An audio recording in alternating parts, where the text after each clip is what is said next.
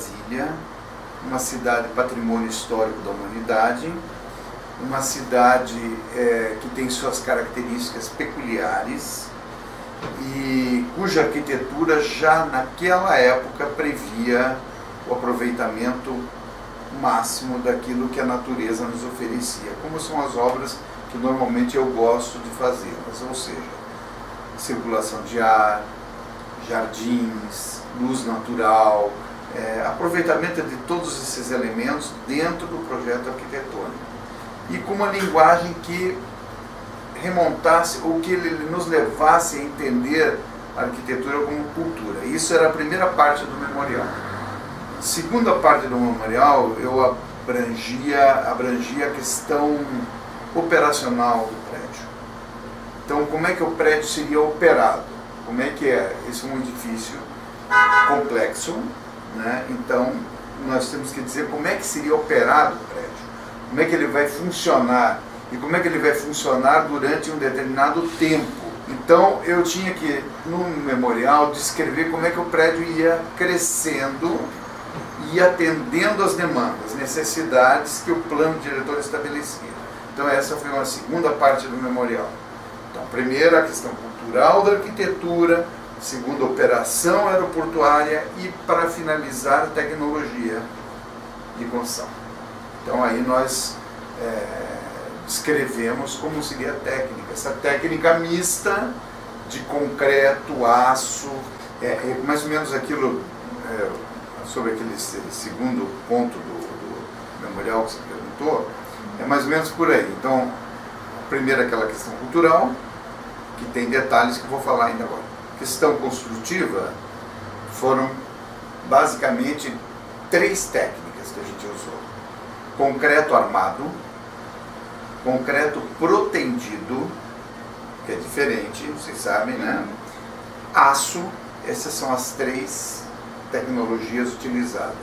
Mas dentro do concreto armado e do concreto protendido, também tinha o concreto moldado em loco e o concreto pré-fabricado. Então, a tecnologia eram essas 3, concreto armado, protendido e aço. Mas dentro do concreto, nós tínhamos uma subdivisão. Você podia moldar no local o prédio, ou você podia criar peças pré-fabricadas.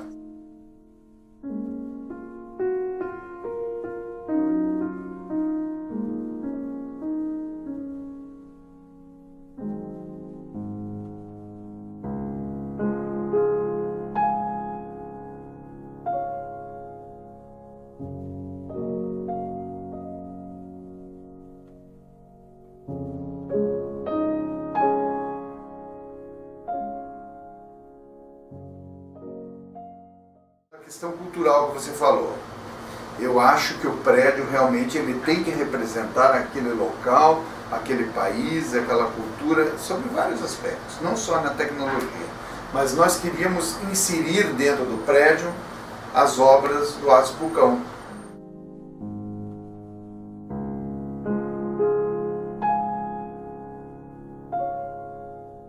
Não existe referência assim a um projeto foi feito semelhante a esse em tal lugar, vamos desenvolver algum lugar.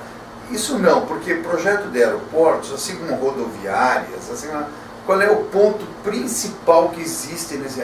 É o atracamento do objeto no edifício.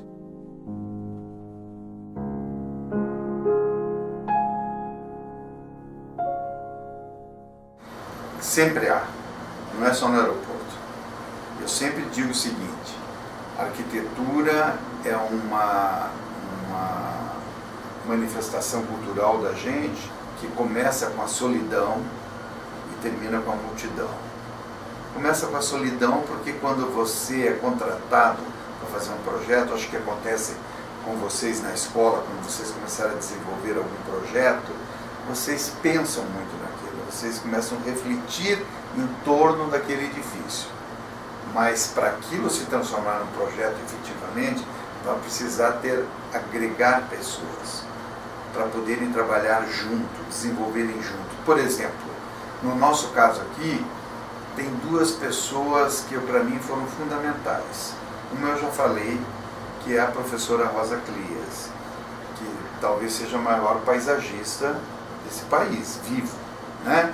Da escola do Roberto Burle Marx, aquela turma toda. Então, a Rosa contribuiu, não só, quando se fala arquitetura de paisagem, não é plantar, é o desenho, é o que você vê e tal. Então, ela conseguiu dar uma interpretação muito boa e me auxiliar nisso.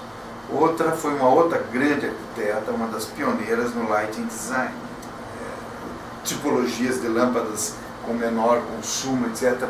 Eu estou falando de 1990, ainda quando isso não era uma coisa tão evidente quanto hoje, e ela conseguiu me alertar para isso.